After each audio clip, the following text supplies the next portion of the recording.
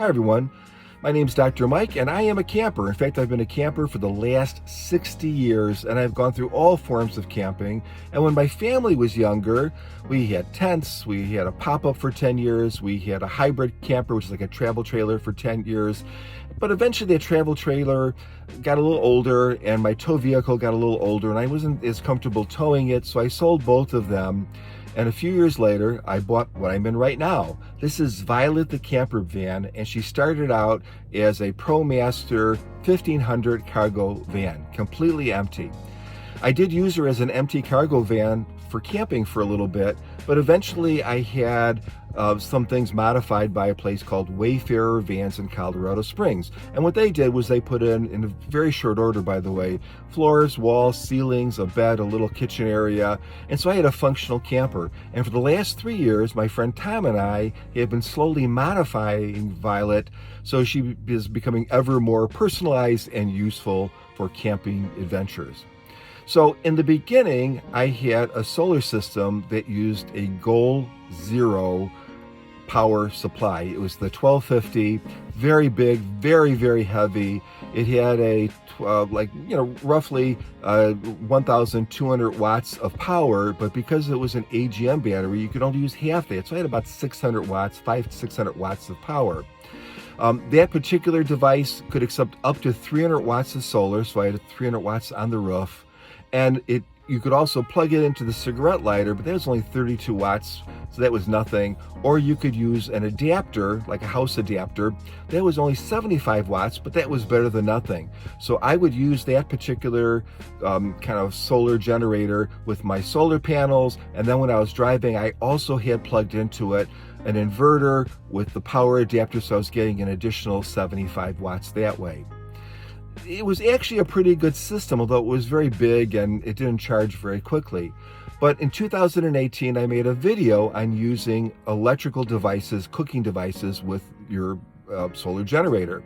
Because of the limitations, however, I was talking about things like the Rode Pro 12-volt lunchbox and the little rice cookers. You get little 300-watt rice cookers and little 200-watt crock pots and things like that. And those things worked great, but they were a supplement to my overall use. And mostly I was using one of those bistro little butane stoves that everyone uses. I still have one. I love them. They're great.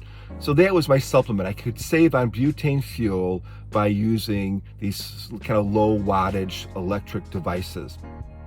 Well, I've upgraded and now I'm doing even bigger things, and so can you. So let me give you a few tips. The first thing I did was I upgraded to a newer solar generator. I have a Bluetti 1700 watt generator. This is improved on many, many levels from the Goal Zero. It's 3 years newer, so that's what you expect. So this has a lithium ion battery. It's 1700 watts. I can take that down almost to zero, to about 10%, and still not damage the battery. So I have a lot more usable power. The Bluetti will also use up to 700 watts of solar panels. I can fit 400 watts on my roof, so I popped another solar panel on my roof, and typically I can get, even up on a sunny day, 360, 370 watts through the solar panels. Its adapter is also amazing in that it delivers not 75 watts like my old Goal Zero, but 400 watts, which I can then run through an inverter and then run that to my Bluetti. So in a perfect situation, I can charge at 800 watts an hour. Now we're never in a perfect situation, but I can get pretty close to that, which is infinitely better than what I had with the Goal Zero. I also have a 2000 watt pure sine wave inverter, so I can pull power off the Bluetti, and I can use that to power my various electric devices. So I wanted to let you know that, and I'm going to go inside the house now, and it's pretty hot out here, so I'm going to tell you a little bit more about the system and how you can set it up, or how you can set up your own electric system using efficient but powerful stovetop or tabletop cooking devices. Okay, I'm in the cozy confines of my study at home. So let's keep on talking about using electrical kind of tabletop devices to cook in your van and how it really has become a practical thing. So the big change that I had is I went from an older technology, Goal Zero 1250, to a newer technology, Bluetti 1700. That gave me nearly 1700 watts of power, but more importantly, it gave me the ability to very quickly charge. I now was able to use a full 400 watts on my roof. I could use more if I had a bigger space. And at the same time, I could use an inverter when the car was running and use an additional 400 watts from that inverter through the power adapter. So I could charge, I could fill up my battery much quicker, and I had more battery capacity. But that wasn't enough to get me to start using an all-electric system. What actually happened was kind of different.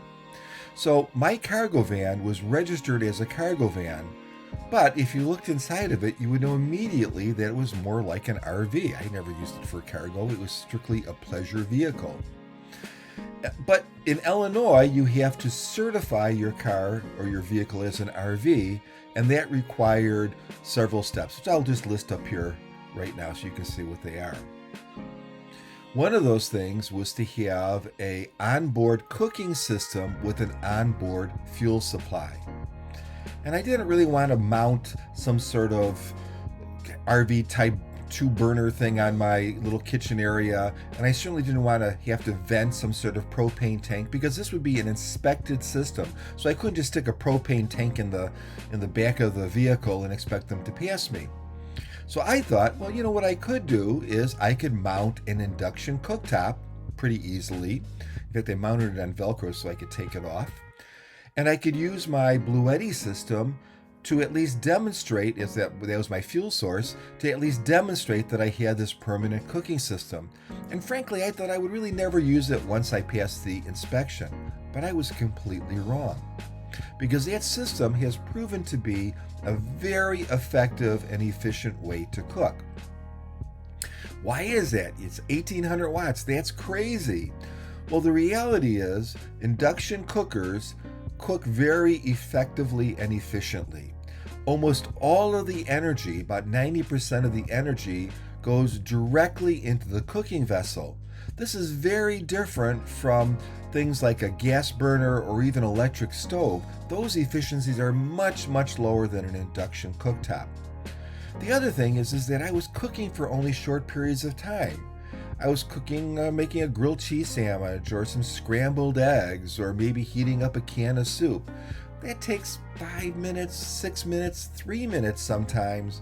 And I could also turn the induction cooktop down so I wasn't using the full 1800 watts. I was often using 400 or 600 watts. Now, a note of caution here, my particular brand, I can't even tell you the brand because someone gave it to me, induction cooktop, when it's set at, let's say, 2, it's using 200 watts. When it's set at 4, it's maybe using 600 watts. When it's set at 5, it's using 800 or 900 watts. That's just the way mine is set up.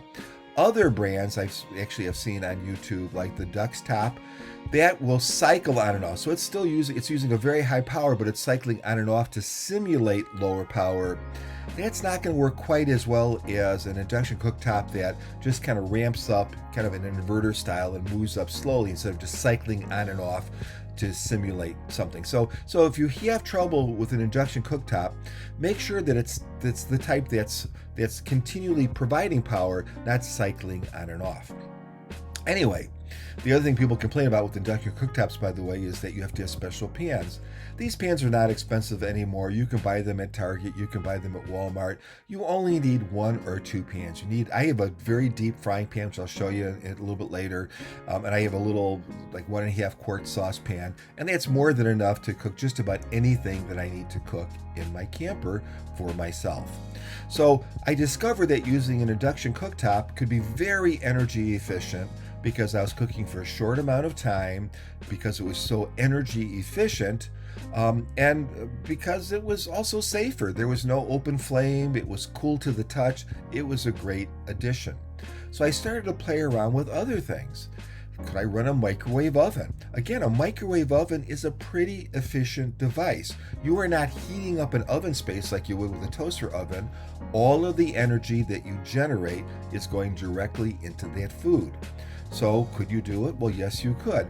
The trick with using a microwave oven, however, is you have to get one that's small enough and that's going to you can use with your system. So my particular microwave is a 600 watt output, so it's lower output, so it's going to take a little bit longer to cook than your home microwave, but not by much.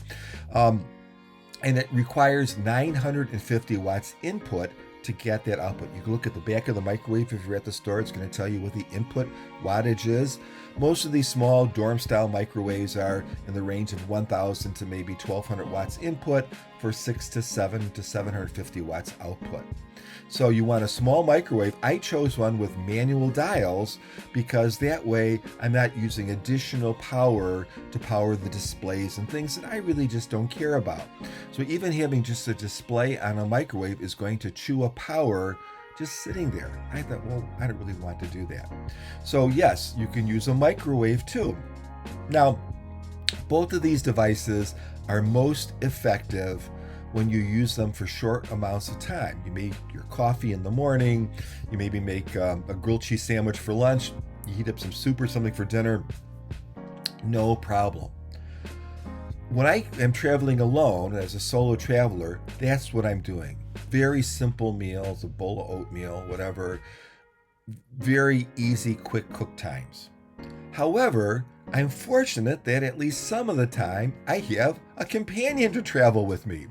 Sometimes it's my wife, Julie. Sometimes it's my son, William. And they've traveled a lot more with me this year. And so I really want to reward them. And I'm willing to go the extra mile to encourage them to continue to camp with me.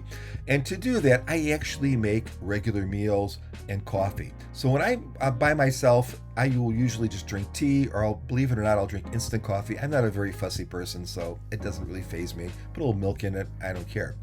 However, my son and my wife wouldn't think about drinking instant coffee. They want the real thing. So I purchased a little Keurig style capsule coffee maker that was only about $20 at Walmart. It's an off-brand, their mainstay or Main Street or whatever it is. $19 and some cents for this coffee maker. That uses 1,000 watts, but I can make 2 large mugs of coffee, 2 14-ounce mugs of coffee in under 5 minutes. So yes, it's using 1,000 watts an hour, but it's not using very much for 5 minutes of cook time. Now, I will tell you, I still have in my basement a little 4-cup coffee maker that I used with my travel trailer. That also takes about 5 minutes. It's 4 cups, but it really makes 2 real cups of coffee. That's only 650 watts. So if I wanted to, I could swap it out, save a few watts. I don't think it's that big of a deal. So just let you know, there are other options if you want that. The other thing that I have is a pressure cooker. Now, I have a little 3-quart pressure cooker. In fact, Instantpot has a lot. They sell like a 3-quart pressure cooker. The one that I'm using currently is some off-brand. Instantpot uses about 700 watts an hour. This off-brand uses about 600 watts an hour. It's sort of negligible, but it is what it is. It's what I have. And in that Instantpot, I can make all sorts of stuff. And I've made campers that have come with me everything from stuffed peppers to pork chops and sauerkraut to stews and soups to just lots of different things. I mean, if I made a stew with my son that was absolutely delicious. Well, we ate it one day, we ate it another day, we were filled on both days, and then I brought some home. I mean, that's how much food you can make in an Instant Pot. Now, the secret with an Instant Pot, or like an electronic pressure cooker of any sort, is that it uses its full wattage, 600 or 700 watts, until it reaches pressure. Once it reaches pressure, then it just cycles on and off and really uses very little power. So let's say I wanted to make some stew in there, or let's say I was going to make some potatoes. So I put some water in the Instant Pot, put my potatoes in, and let's say it's, 12 minutes cooking time. Well, I have a cup of water in there. That's going to probably take about 10 minutes or less to reach pressure. So I'm going to use my full 600 or 700 watts for that 10 minutes. But then for that 13 or 14 or whatever minutes to actually cook the potatoes, that's just going to cycle on and off and use hardly any power. So it's an incredibly efficient way to make large quantities of food.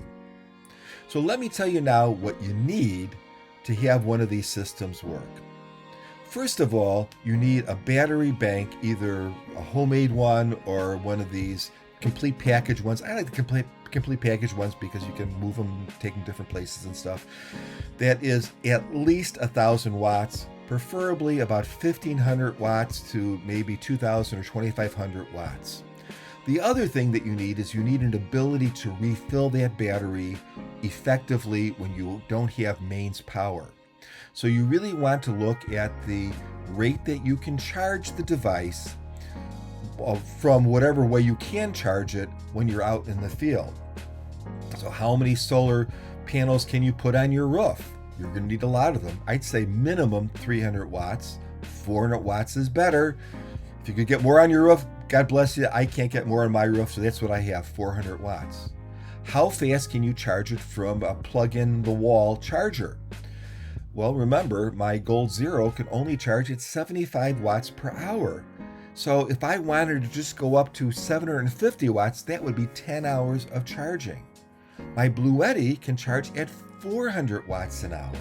It's going to charge much, much quicker. So by using a simple pure sine wave inverter hooked up to my car battery, when I'm driving down the road, I'm also have that my wall adapter plugged into that inverter, and so I'm charging from the solar panels and I'm charging from my alternator through an inverter and through the power adapter, and I can top off those batteries extremely quickly. A mistake that I've seen with some people is they buy these gigantic power supplies, 3,000 watts. They're incredibly expensive, but they have a 100 watt solar panel. Well, great. If they're going off for a weekend and coming back and charging at home, no problem. But if they are going to do some dry camping, or they're going to be on BML land or something where there's no power, it's useless because they're going to burn out that battery in no time.